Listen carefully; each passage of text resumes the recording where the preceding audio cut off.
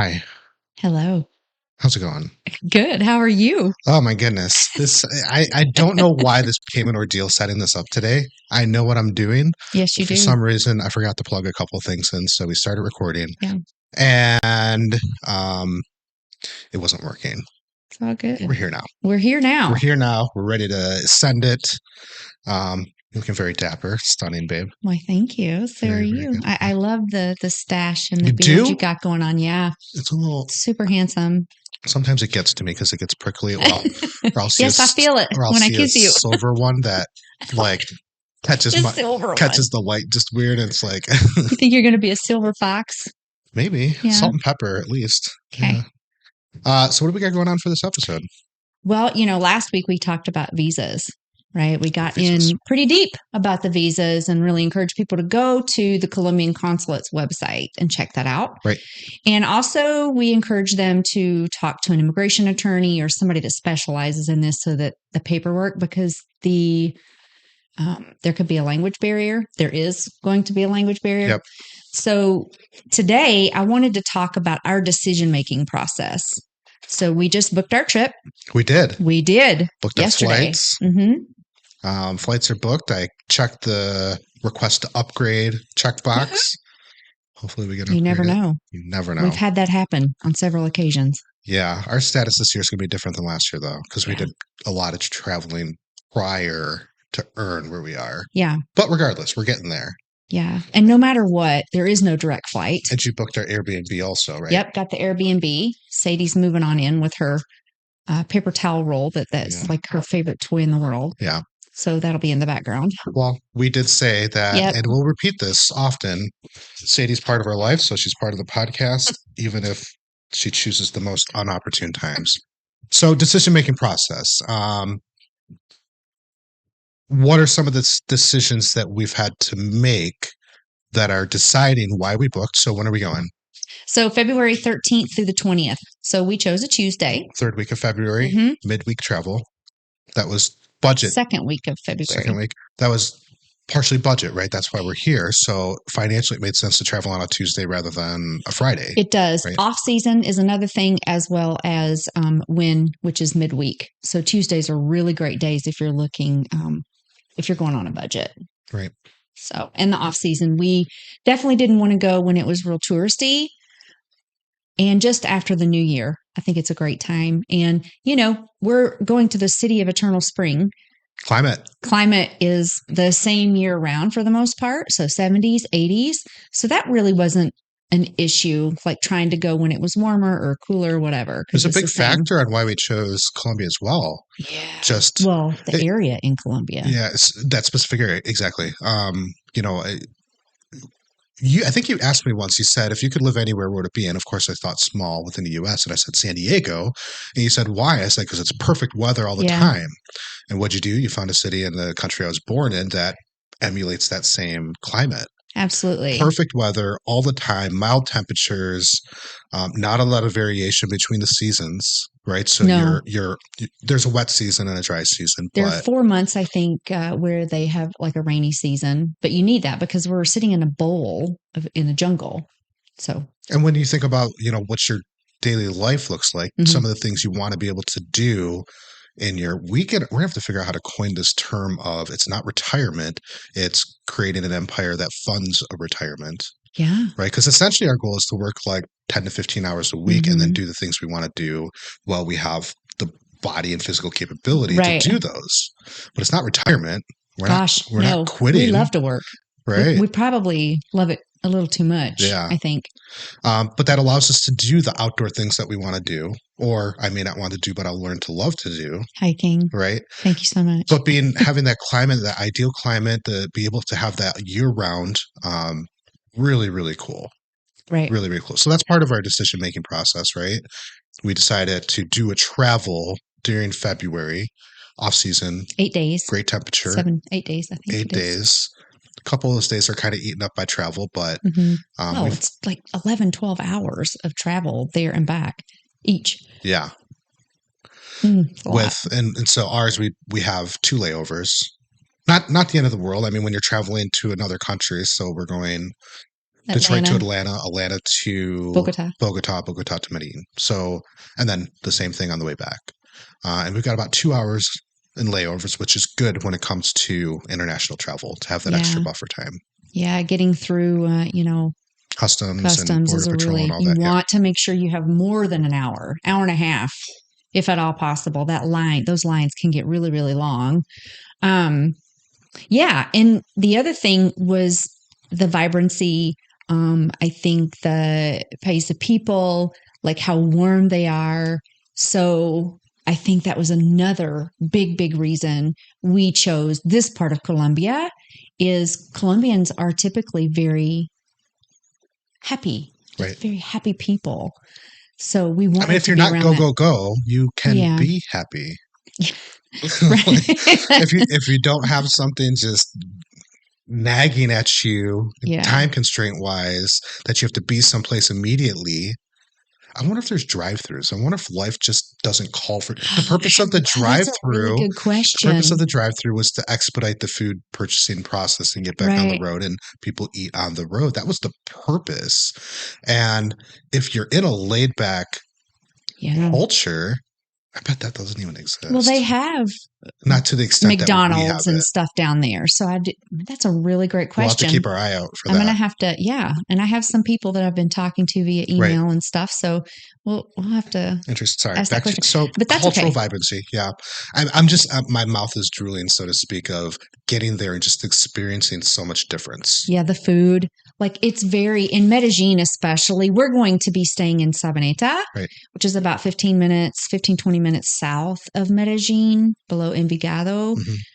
However, we can hop in an Uber or a taxi for less than $5. Right. Let me just say that. Get less to the than downtown. $5, we can get to Medellin, even to El Poblado, and really enjoy all the diversity of restaurants that they have. They have steakhouses, they have sushi, they have it all. Like this is a pretty modern city we're talking Right. about. Yeah. You wouldn't think that in Colombia. Most people, want to stay back in the Pablo Escobar days, and it's just not like that anymore. You said paisa people? Explain. Paisa. So fill me in on what that is. Paisa. I've seen the word. I've heard you say it. I don't know that I understand the full meaning behind it. Yeah, I don't either. I just know that that is what they're called. Like we would be called Northerners, Detroiters. They are the Paisa people. Got it. The folks in Cartagena are something different. The people in Bogota are labeled something different. Understood. Okay. So it's almost like almost like the small little regional area of where you are. Okay. Yeah, I'm excited for that. I think that there is so much we're going to learn. Festivals, dancing. Yeah, so much dancing. It's exciting. I got chills. We're just over 100 days away from our trip, so yeah, they super excited. Just the festivals, the music, like you said, like oh my gosh, I think Colombia ranks as the top. I will look this up to verify this, but I think they rank number one in having the most days off for work because of their holidays. Yeah. There's so many. So, if we ever decide to hire, somebody there in Colombia, which we will, I have a feeling we have to pay them for all the holidays throughout the year. Plus, you are responsible for paying their insurance. This is getting off topic a little bit. Right. Plus, you have to pay into their Social Security. So there are all these different things that you have to pay into, which is really good. I think that's good because when you look at the alternative, and not to get on this topic, but when you look at the alternative in America, we have people who are making $2 an hour and are dependent on tips because the people that are employing them are not taking care of them. We're there. If you hire somebody for your work as an assistant, as a housekeeper, you're responsible for covering and paying into their expenses for, what needs to be done. It's not just paying them cash. It's taking care of the people. And that's, right. I love the idea of take care of your people. I do too. And that's our way of being able to give back. we want to be, you and I talked about this on many occasions. We want to be contributors when we live there, even if it's half a year.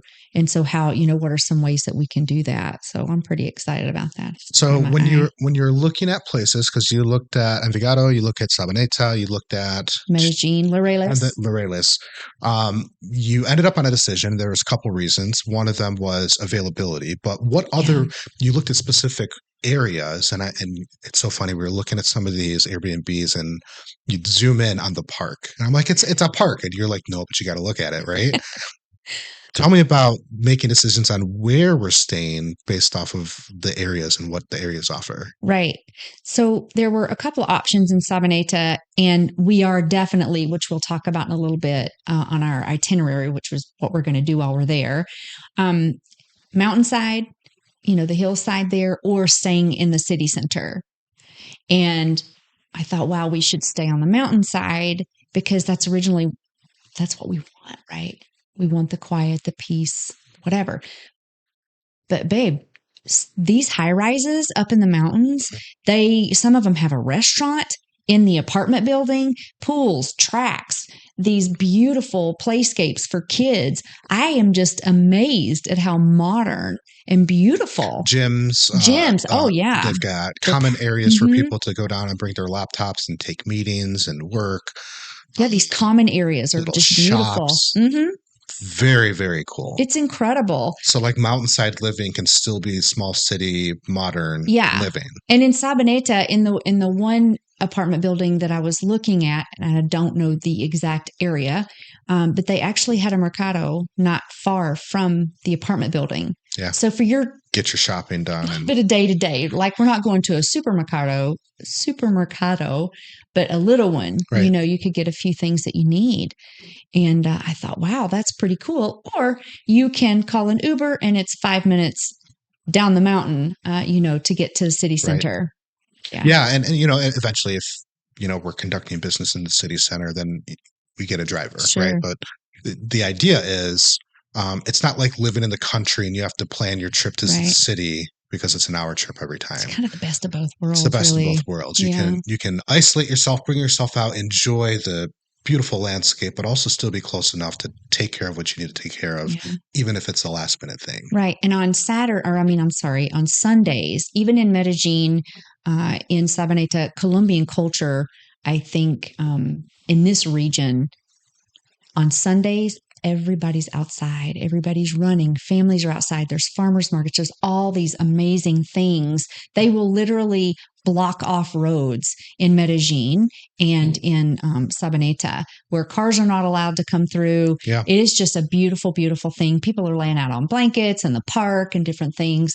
So I'm super excited about that too. So these are just some of the stories that I've heard about how beautiful Medellin and Sabaneta and Envigado is. Even Laureles, which is in Medellin, right? It's one of the little places in Medellin. Just west of like the downtown city center. Correct. Yep. It's flat. You do have, it is definitely more of a true Colombian culture like Sabaneta is. I think Sabaneta may be a little more authentic. However, you need to know the Spanish, like we've talked. The Spanish. You need to know the Spanish. You need to know Spanish. But it's just a really, really great place to live. And I just heard on a YouTube video that Laureles is like one of the top places for people to move to and retire in. That's crazy. So you're kind of getting into it. I wanted to ask you about our trip itinerary. Yeah. And you've mentioned a couple of places that we want to visit. What else is on this? Because I think we've kind of considered this a working trip. Yes. We have from multiple aspects. One, I am not going to be putting on Do Not Disturb. I'm not going to be putting on an email that says I'm out of the office because my goal is, what is it like to work there? Sure. Right. So that's one of the things. It's quite literally a working trip. Clients need something. I'm going to be taking care of it because I want to begin to immerse myself even on this little, just over a week trip. Yeah. But also a working trip as far as looking at real estate, looking at various places. Tell me about what that itinerary looks like. I know it's rough. We have 100 days. We'll nail down specifics, but what are the things that we really want to achieve during these 8 days that we're there? So I split this up. What would Chad And if I have these wrong, you tell me. But what does Chad want? Because you're super practical usually, and this is kind of slash our honeymoon. So I'm hoping that we'll have a day or two where it can just be us. But the rest of it is going to be a work trip. But for you, I know you wanted to explore the rental market. So what does that look like to you?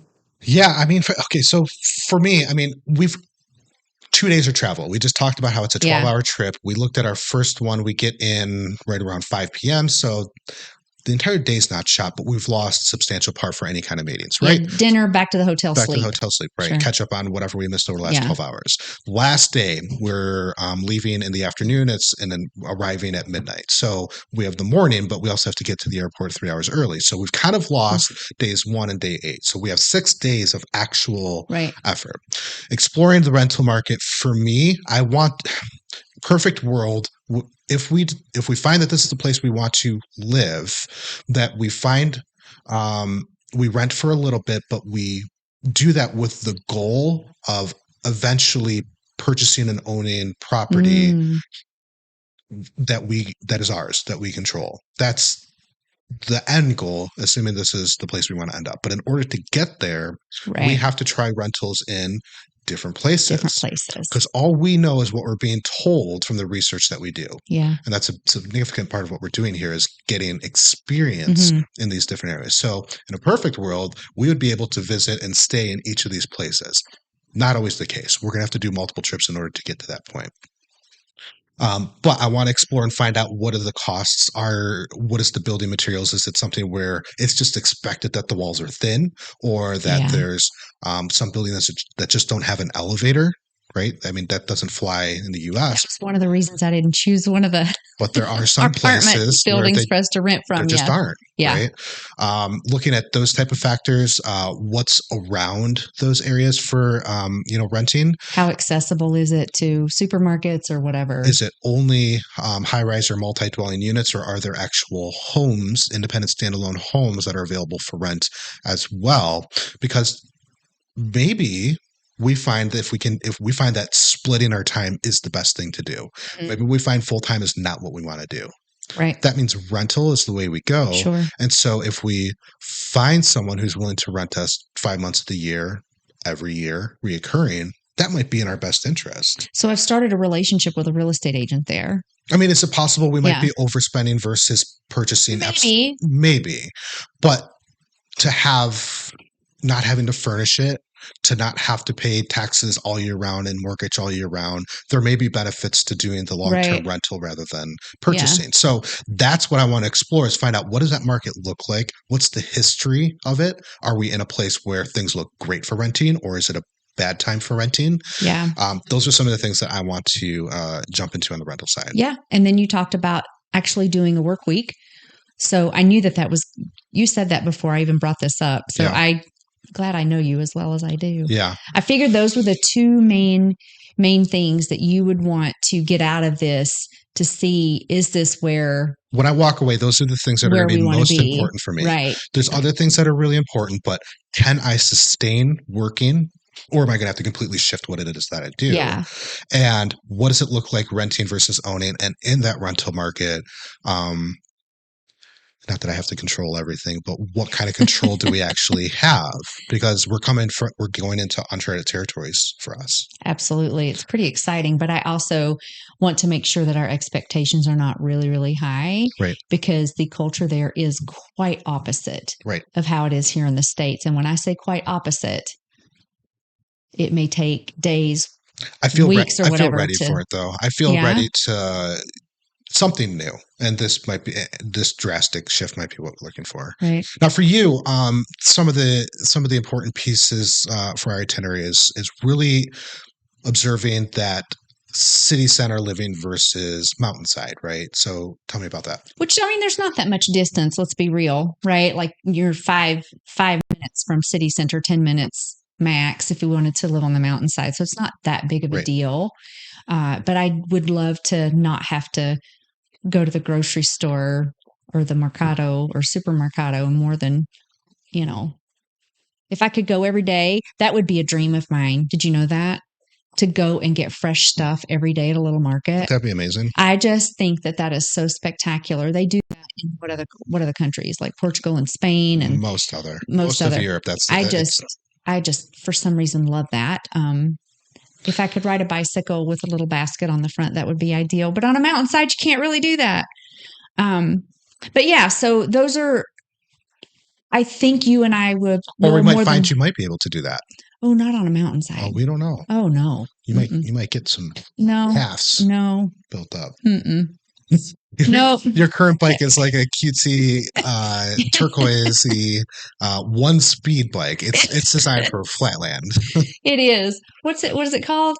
What kind of a bike did I don't know. purchase? It's just a cruiser bike. A cruiser. That's what it is. It's called a cruiser bike. Yeah. Really for on the beaches. It's not built for a lot. Yeah. It's purpose built. So I think you and I definitely are looking for the big terrace, where we can have a table and chairs sitting outside, having coffee out there, eating, because it is really great weather all year long, having our doors wide open. They really don't use air conditioning a lot there. Don't need it. Well, I think they're having a heat wave right now, which is not often. So what's a heat wave to them? What are the temperatures at? 90s, I believe. 90s. In the low 90s, yeah, which Cartagena is like that most of the year. But in Medellin, it's not so much. So they are having to run their air a little bit more. Did you bring up proximity? So if we're on a mountainside, how far are we from hospitals? And not far. Right. So, but those are things we have to explore. Mm-hmm.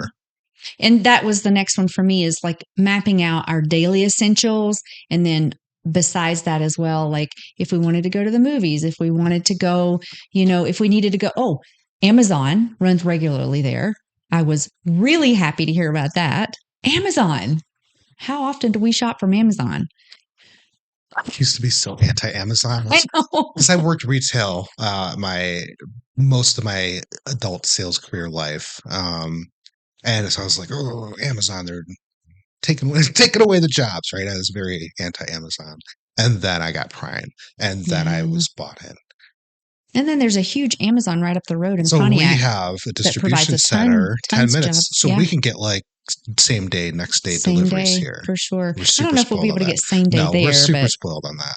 Yeah. So, but I was really happy. And then I also heard 2 days ago that they're building an IKEA in Medellin, which is super fantastic, right? I'm hoping that it doesn't get too out of hand, right? It's not, but here's the thing. It's not always about which businesses are coming in. It's which businesses are recognizing this is a place to call home. Yeah.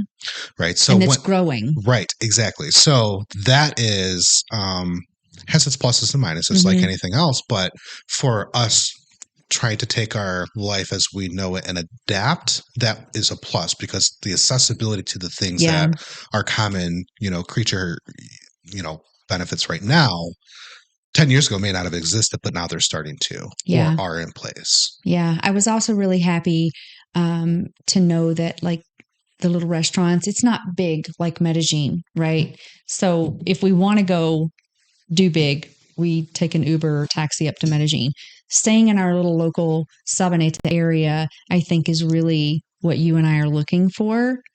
And as we stay there longer, we may choose an even smaller town. Who knows? Right. Who knows?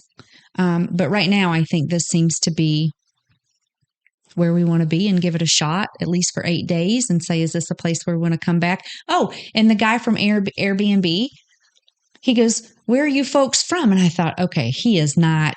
Right. This is not Spanish, because it automatically translates to English for me. And he's from Cincinnati, Ohio, because I told him we were from Michigan, and you said, don't you dare type back go blue. Right. So we might lose that. We might lose it. Do we want to go over, I think we nailed everything we wanted to touch on today, but do we want to go over, any of the finances of what we've done so far? So like our flights, right? So we booked our flights. It's international travel, but it totaled Delta, $1,600 for both of us. Not bad. That's not bad at all. Not at all. Now, not that I have 2 layovers, an abundance of international travel experience, But to put that in perspective, for us to fly to Daytona for Christmas this year would have cost us $1,100. Right. Now we paid with points because we've accumulated points, but it would have been $1,100. So for that extra $500, we're going to another country. Yes. So just the perspective of it, compared to if we were going to Spain, it might be significantly different. Right. But nonetheless, I think that was super affordable, considering how much everything is inflated so far. Right. Are you ready for the Airbnb and what it cost us per night? So break that down for us. Yeah. $43. Hi, Sadie. $43 a night for. So you can't even go to like a Holiday Inn for $40. It's a 3-bedroom, 2-bedroom, 2-bath, I believe, something like that. It was more than enough. It has the outside the balconies, which is one of the things that we really wish we had in our condo. It's not ginormous or anything, but it's enough where we can go out and, have a drink, have our coffee in the morning, whatever. We have a beautiful view. Right. Yeah. And so I'm going to get with this local real estate agent who does a lot of listings for rentals, furnished rentals, though they are more expensive. Awesome. So hopefully we'll be able to see, 2 or 3 that are available. They are constantly building in Medellin, Envigado, and Sabaneta, and Antigua, I believe, which is across the road from Sabaneta, which is another quickly growing area. Right.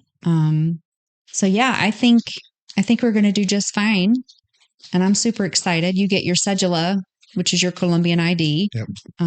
We're hoping December, definitely before our trip. Yes, it'll definitely be here before our trip, and then we'll run to Chicago and grab that. Yep.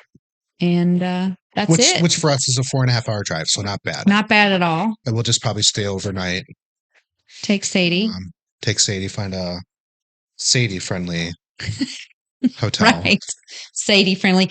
And because she's past the 40 pounds. So that changes. Oftentimes that's like that differentiator between a little carry-on dog versus full-on dog. No, she's going to have to ride in cargo, the part of the plane, and we'll address traveling with Sadie for airplanes. We got to add that to our topic lineup. We'll dig into that. Do a podcast on that, because I think for a lot of pet owners, that's a very big deal. You don't want to leave your pet behind, right? They're a part of your family, and it can be very costly. Yep. And each airline is different. So my son, Logan, will be coming and hanging out with Sadie while we're gone.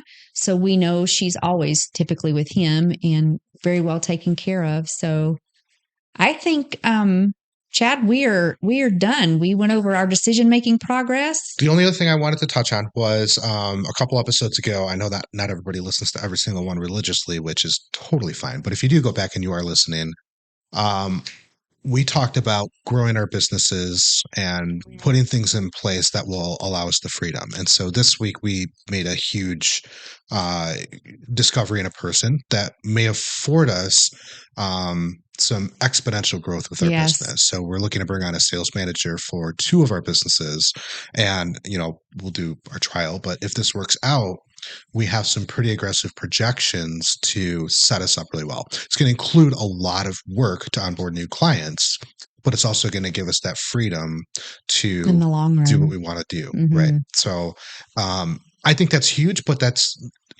we're sharing our journey. We're sharing and growing our businesses because that's what's going to financially support our freedom. I think it's important to keep everybody clear on that. What's going to work and what's not going to work. And, it's trial and error. And you try to get all of the advice that you can. You try to do all the research that you can. You travel, you do the exploratory trip. Like, you just do the best that you can. And still things are not going to go the way that you thought they should or would or could. Right. So, but so far, things are working. Things are working out, literally really falling into place. Yeah. So super excited. Awesome. Yeah. Well, I guess we will check in with y'all next week right here on Beyond the Desk. All right. Have a good one.